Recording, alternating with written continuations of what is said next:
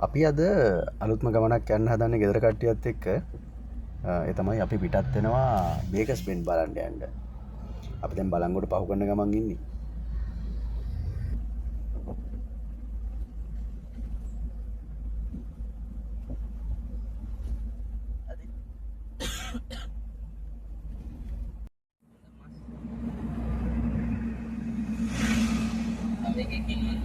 අපි බලංගොඩ පහු කරගෙන යද්දී ඇත්තටම අපිට ලස්සන සීනරිස් ගොඩක් හම්බ වෙනවා.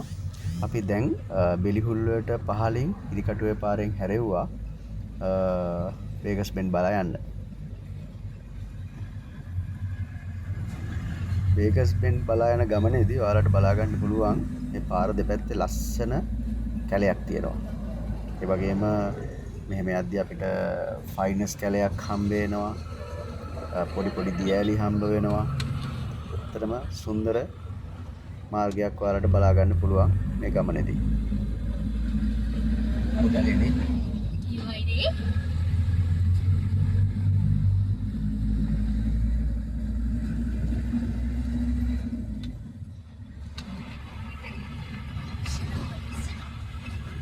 මම මීට කලින් කීප වතාවක් මේ මාර්ගයේ ගමන් කරලා තියෙනවා.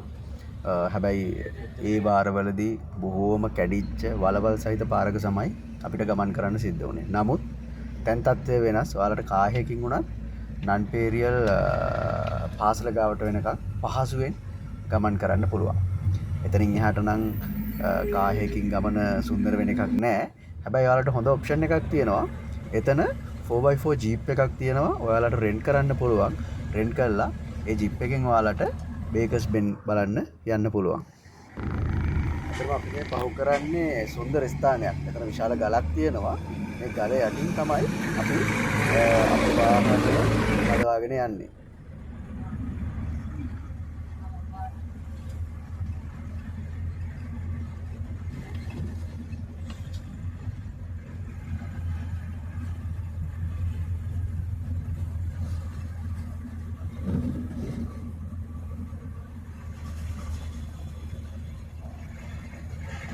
මේ ගමනේදී අපිට දකින්න ලැබෙන සුන්දරම ස්ථානයක් තමයි මේ ගමන් මාර්ගය.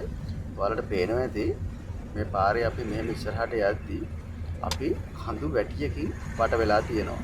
ලස්සන කොළ පාට කඳු වැටියක් තමයි දකින්න ලැබෙන්නේ. අපිට ඉදිරියෙන් හෝටන් තැන්න ජාතික වනෝද්‍යානය බලා ගන්න පුළුවන්.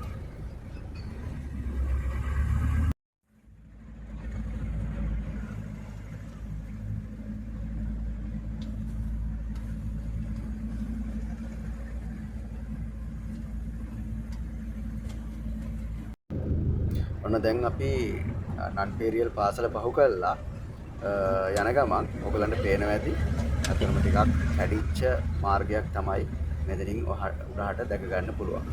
සමහර තැන්වල කොන්ක්‍රීට් කරලා තියෙනවා. නමුත් සමහර තැන්වල කාර් එකකට යන්න අමාරු තරම් පාර කැඩලා ගිහිල්ලා තියෙනවා.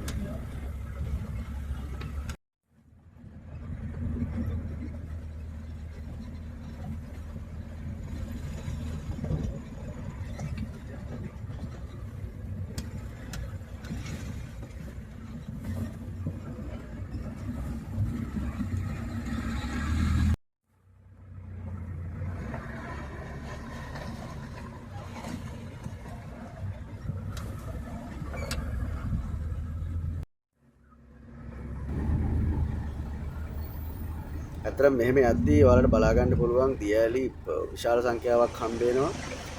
ඒ වගේම මෙතන ෆැක්ටරි එකේ ගේට්ටුව ගාවදී ඔයාලට ටිකට් එකක් ගන්න සිද්ධ වෙනවා. වාහනෙට 1500ක් ගෙවන්න වුණා.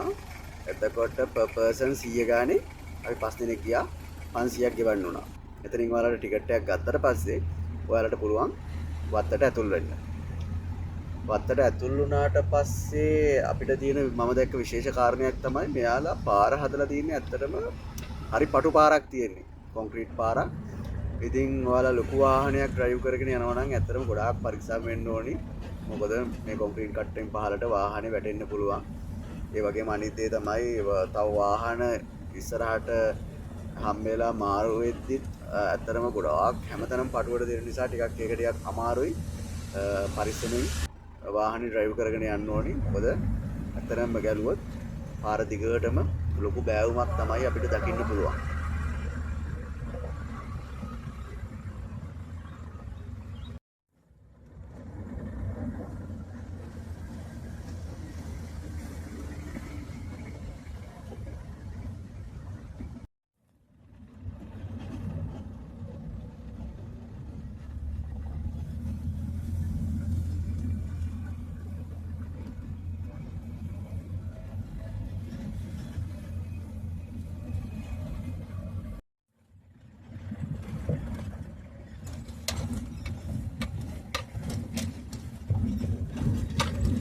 kita berarti dia mah hanya ribet.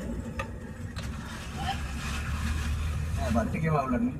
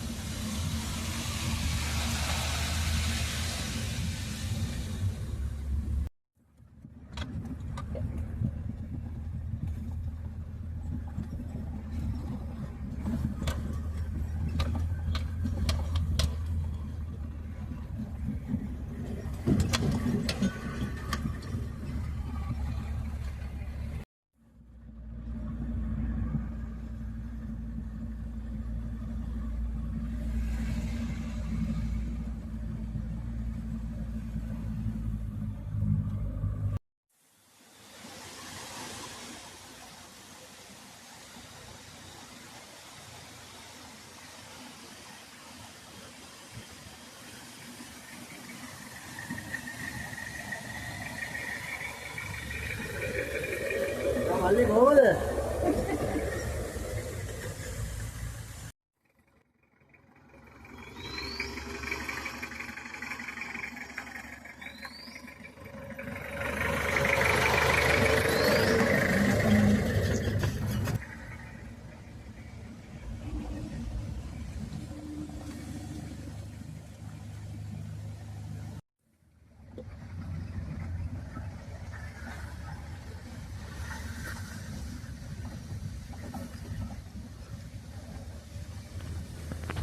හැමෝම බේගස් බෙන් යද්දී මට හිතුණා ටිකක් වෙනස් දෙයක් කරන්න.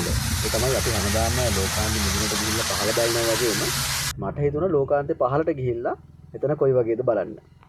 ඉතින් මෙන්න එතනට ගියාම අපි දැක්කේ මෙන්න මේ වගේ දෙයක්. මෙතන තියෙනවා ලයිම් කාමර කීපයක්. මම අහපු විදියට මෙතන පවුල් 30ක් වගේ ජීවත් වෙනවා. ඇත්තට මේක සුන්දර ජීවිතයක් නෙවෙයි. අපි ඉඳලා හිටලා ලස්සන බලන්න ගියාට ඉතින් ඔයාලට බලන්න පුළුවන් ආදර කන්ද, ඊට පස්සේ බලතුඩුව, ගොම්මුල්ලිය, ඔය කඳු ටික අපිට මෙතන ලස්සනට බලා ගන්න පුළුවන්.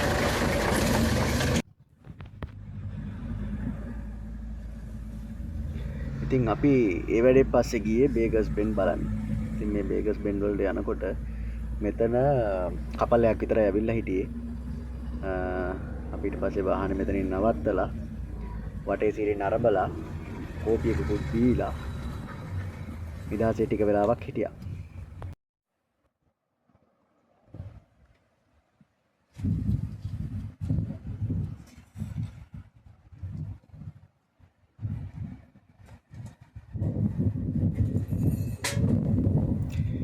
ඉතින් පහුගිය දවස් ටිකේ හොඳටම මේ පැත්තට වැස්සත් අපි හරි වාසනාවන්තයි. අද දවස හොඳට පායලා මීදුම නැතුව හරිම ක්ලියර් විදිහට වටපිටාව බලා ගන්න පුළුවන් වෙලා තියෙනවා. ඉතින් ඔයාලට බලන්න පුළුවන් සමනල වැව උඩවලව ජලාශයත් මේ බේකර්ස් බෙන් එකට හරිම පැහැදිලිව පේනවා.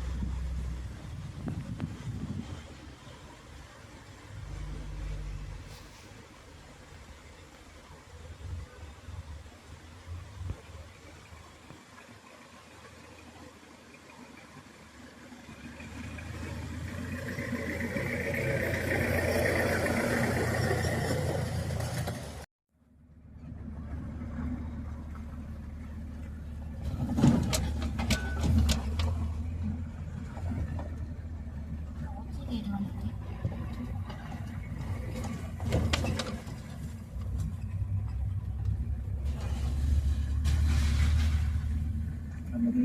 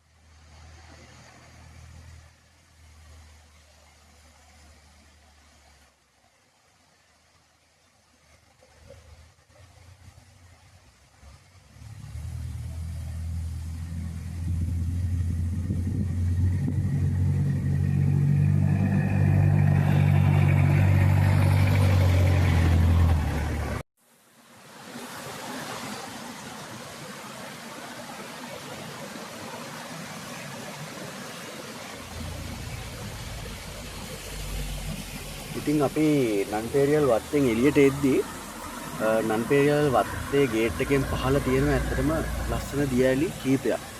ඉතින් අපි ඒ දියඇලි ගානට ගිහිල්ලා බැලුවා. ඇත්තටම හරිම ලස්සන දියඇලි තුනක්. හොඳ පිරිසිදු වතුර ඒ දියඇලි වලින් එනවා. ඔයාලට අවශ්‍ය නම් ඇත්තටම ආරක්ෂිතව වතුර ටිකක් නා ගන්නත් අමතක කරන්න එපා.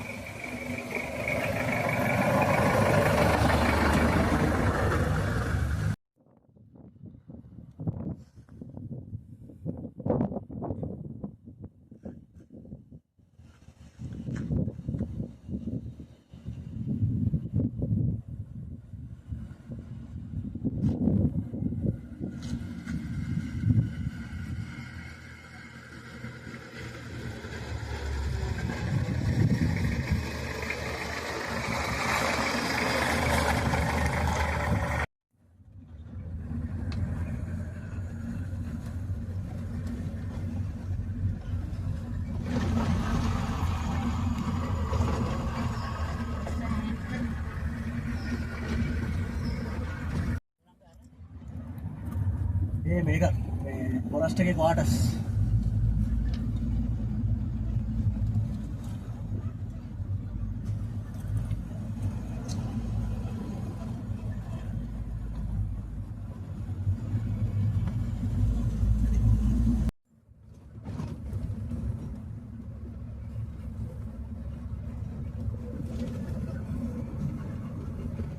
ඉතින් මේ ගමන අවසානයේදී හරිම ලස්සන තැනක් තියෙනවා හිරිකටුවේ කියලා. අපි මෙතෙන්ට ගිහිල්ලා වතුර ටිකක් නාලා දවල්ට කෑම කාලා එන්න අමතක කළේ නැහැ. අතන මේක ලස්සන තැනක්. කැලේ ඇතුලෙන් යන්න පුළුවන්. ඔයාලට වාහන රථ ගාලක් තියෙනවා. ඒ වගේම ආරක්ෂිතව දියනා ගන්න පුළුවන්.